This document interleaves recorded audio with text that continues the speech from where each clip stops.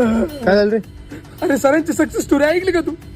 Sir एवढे गरीब होते अगरबत्तीच्या उजेडात अभ्यास करायचे, वडापाव खायचे आणि बस स्टँडवर झोपायचे. अरे अभ्यास आहे ना अभ्यास, फक्त अधिकारी होऊपर्यंत. एकदा अधिकारी झालं नुसते भाषण, नुसत्या कविता, एक काम झाडभर भाषण रातभर. पायी फुफाटा रुतल. अरे तू सरांची मोटिवेशनल कविता ऐकली का? विजलो जरी हा माझा अंत नाही, क्लास 1 क्लास 2 पोस्ट शिवाय दुसरी पोस्ट मला पसंत नाही. अरे 300 ओळीचा निबंध लिहून सुटायला मी काय न्याय व्यवस्थेचा लाडका वेदांत नाही. वा काय शब्द आहे वा. गौरव कुठं चालला? अरे बस स्टँडवर. कशाला? अरे एमपीएससी करणाऱ्यांना लायब्ररी नंतर सगळ्यात महत्वाची जागा कोणती माहिती का तुला? Bus stand. कस काय विचार?